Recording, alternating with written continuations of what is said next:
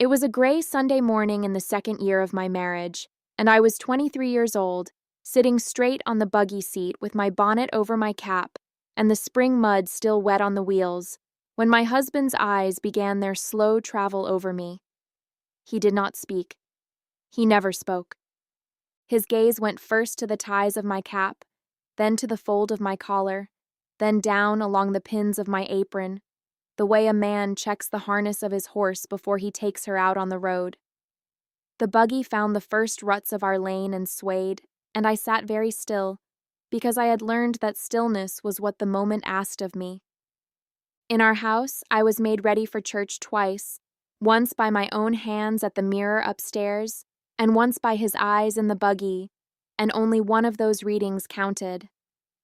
The first spring I was married, the bishop's wife took my arm after the singing and told me, kindly, the way you would tell a girl which rows of the garden want water, that a wife going to Gmay is the face of her husband's house. It was not written anywhere. Our ordnung was not a book you could open. It lived in the mouths of the older women and in the habits of the men, and it was handed down the way a good iron skillet is handed down, already dark from use. I believed her, because I had no reason not to, and because every wife around me carried herself as if it were simply true. Our church met in homes, every other Sunday, in one farm's washhouse or another's wagon shed, the benches hauled in the evening before, the smell of coffee and horseradish waiting after the long service. Going to Gmay was the whole shape of our week, and how a family arrived at it. The horse curried, the buggy wiped down, the children scrubbed pink at the ears, was read by everyone who watched you turn into the lane. I understood that. A farm tells on its people. So when my husband began, that first spring, to look me over in the buggy before we left the yard, I folded it into being a wife the way you fold egg whites into batter, gently, so as not to lose the air. He would set the lines down across his knees. He would turn his head.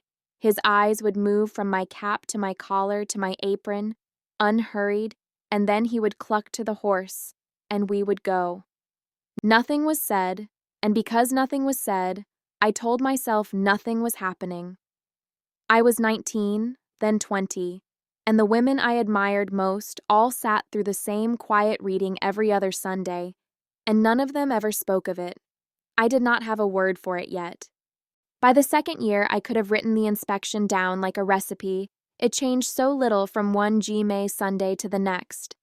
The cap first, whether the ties lay flat and even at my shoulders, whether the white of it sat straight on my head, then the collar of my dress, whether the pin at my throat held the fold closed the way a plain woman's collar should, then the apron, its pins, its hem, whether it hung true. And last, a look at my face that was not a look at me at all, but a reading of whether my chin was lifted and my mouth was set into something pleasant. He never touched me. That is the part that made it so hard to name. He corrected my cap with a small motion of 2 fingers in the air, and I straightened it myself. He tested the button at my collar with his eyes alone, and my own hand went up to feel it. He could lift my chin without laying a finger on me, just by waiting, by letting the silence stretch until I raised it on my own. I did all the adjusting. I was the one who reached up and made myself right, and so for a long time I believed the readiness was mine. At Gmay, the women noticed each other the same way the men noticed the farms. On the bench, in the kitchen where we laid out the pies, there was a soft, endless measuring, whose husband keeps a neat wife, whose girl's part is combed straight as a furrow, whose apron strings are white through canning season, and whose are dingy by July. A wife with a crooked hem was spoken of the way a field full of thistles was spoken of, gently, with pity, as a trouble belonging to her man. I heard my own mother-in-law praise a young bride by saying her husband must be well pleased. She goes to Gmay like a new-washed window. I remember standing there drying a plate and thinking that a window is a thing you look through to see what is on the other side, and that I had spent 2 years learning to be looked through. The morning it cracked open was a morning like 100 others, which is how these things always come. The baby had nursed long and fussy in the dark before dawn, and I had dressed with him on my hip, and my collar, in the dim of the upstairs room, had gone on crooked. The fold twisted under the pin, a small thing, the width of my little finger off true. I did not know it. We were late. My husband held the horse and said nothing, and we were a mile down the road before I felt his eyes on me and understood that the reading had found something. He did not say my collar was wrong. He looked at it, and then he looked at me, and the look said what words would have been ashamed to say, that I had come to the Lord's Day untidy, that his house was arriving at May with a crooked face. My hand went up and found the twist and righted it, there on the moving seat, the baby heavy on my other arm, and I sat the rest of the way feeling the heat rise in my neck while the fields went by. And it was there, with my collar straightened and my face burning, that I did a piece of arithmetic I had never let myself do. 2 years married. May every other Sunday, near enough 50 services, 50 mornings of being made ready twice, 50 slow readings in the buggy, 50 times my own hands at the mirror weighed and found wanting by another pair of eyes before I was permitted to be ready to pray. I had been inspected more often than our kitchen garden got rain in a dry July, and I had never once asked what the reading was for. If you are still listening to me, still sitting with this, I would ask you gently to subscribe and to leave a word in the comments, because these are the stories we were never given words for, and every one of you who stays tells another woman she is not the only one who sat silent on that seat. It costs you nothing, and it keeps this lantern lit. I carried it for 3 weeks like a stone in my apron pocket, and then I carried it to Fanny. Fanny was the oldest widow in our district, 81 that summer, widowed 30 years, and she had buried a husband and 2 sons and outlived whatever fear of plain speech a woman is born with. I went to her half ashamed. I want to be honest about that. I did not go seeking comfort. I went seeking correction. I believed the crooked collar was my failure, and I believed an old woman who had kept the Ordnung for 80 years would tell me, kindly, to rise earlier and dress by lamplight and mind my pins, and I had already made up my mind to receive it humbly. I waited for a Sunday, because I wanted her settled and unhurried, and I came to her door after the noon meal, when the benches had been hauled out of her son's wash-house, and the buggies were put away in the shed row, and the men were in the shade with the horses. Fanny was on her back porch shelling peas into a tin basin, her black widow's dress washed soft as ashes, her cap gone a little yellow at the edges the way old white cloth will go. She did not ask me why I had come.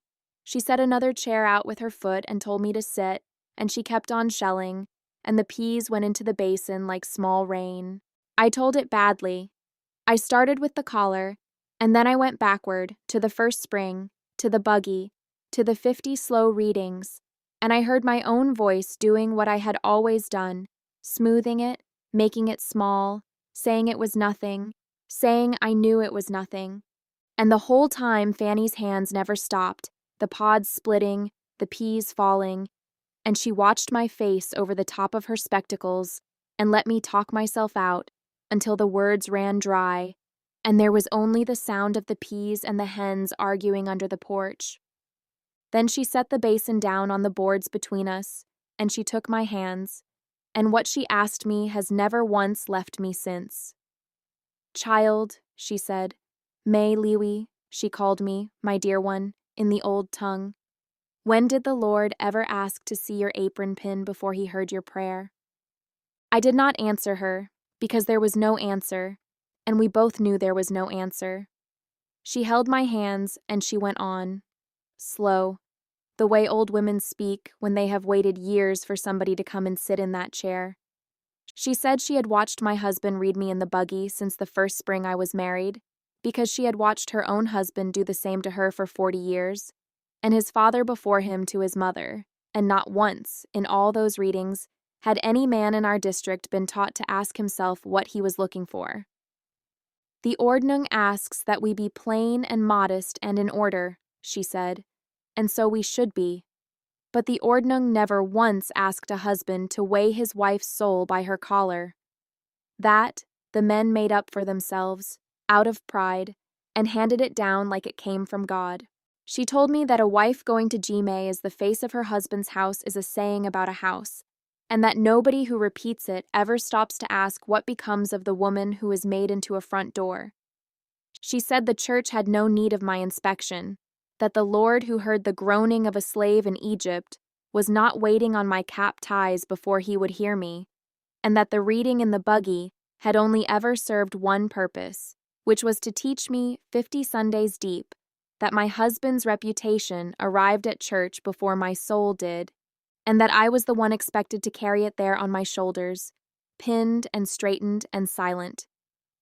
I sat there and I wept, not loudly, the way you weep on a widow's porch with the peas going still in the basin, because in one question she had set the whole 2 years on its head.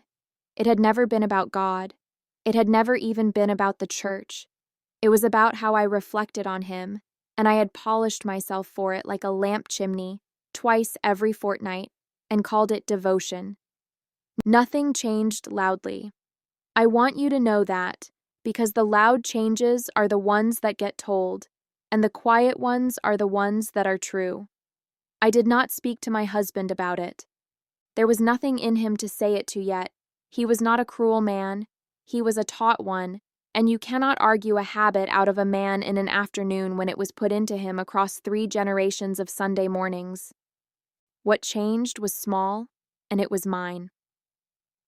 The next Jime Sunday, I stood at the mirror upstairs and I set my cap and pinned my collar and tied my apron the way I had always done, but I did it once, for myself and for the Lord I was going to pray to, and I let it be enough. In the buggy, when his eyes began their travel, I did not reach up. My hands stayed folded in my lap. He looked at my cap, and my cap stayed as I had set it, and I looked at the fields, and something in my chest that had been braced for 2 years came quietly unbraced, like a fist opening. It took him most of the summer. Some Sundays his gaze would stop on me and wait, the old silent stretching, asking my hands to rise and fix whatever his eyes had found, and my hands stayed down, and the horse walked on, and the world did not end, and Jime did not fall on us, and the Lord, so far as I could tell, heard my prayers exactly as well, with my collar read once as with it read twice. And then one Sunday in the harvest time, when the corn was high on both sides of the lane and the light came through it in stripes, he gathered the lines and he looked at the road ahead of us the whole way to the host farm, and he never looked at me at all. Not in anger, just a man watching his road, while his wife sat beside him already ready, having been made ready once, by her own hands, in her own house, before the Lord. I cannot tell you he understood what had happened. I can only tell you that the reading stopped, and that I had stopped it without ever raising my voice. I am telling this to the wives who are still riding to their own churches with somebody's eyes moving over them, in whatever buggy, in whatever dress, under whatever name the reading goes by where you live. Hear me. Your prayer was yours before it was ever a reflection on any man. It was yours in the dark before dawn, with the baby at your breast, and your collar crooked, and your hair not yet combed, and it did not need to be made presentable before it was allowed to rise. Your cap and your soul were never meant to be weighed on the same scale, and any hand that sets them there together, gently, silently, with all the kindness of custom, is weighing something it was never given the right to weigh. And I do not hate the men for it, and I will not let this become that. They were taught to inspect the way I was taught to be inspected, and nobody ever asked them what it cost us, and nobody ever asked us what it cost either, and that is the whole shape of the sorrow, not cruelty, but a silence both sides were handed before they could speak. This confession names a real harm, and I will not pretend otherwise, but I have tried to speak it with dignity toward the community that raised me, throughout, and not against it. My husband looked at the road, in the end. It was the nearest thing to an apology his raising had words for, and I took it, and I keep it. I did not have a word for it yet. That was the truth of those 2 years. A wife made ready twice and only one reading counting, and no language anywhere in my mouth for why it grieved me. I have a word for it now. The word is mine. The readiness is mine. The prayer was always mine. I wrote it all down, the buggy, the collar, Fanny's porch, the things I never said out loud until now. The little ebook is waiting in the first pinned comment if you want to sit with me a while longer. Thank you for riding with me this far. Go set your own cap, and let it be enough. Title: What Amish Husbands Are Allowed to Inspect Before Church. Mine inspected me in the buggy. Description: Every other Sunday for 2 years, Sadie's husband inspected her in the buggy on the way to G-May, cap, collar, apron pins, without a word, until the district's oldest widow asked one question that turned the custom on its head. Tags: Amish, Amish wife story, Amish women, Amish church, Amish marriage, Amish life, true story narration, Sadie, Amish wives, plain life,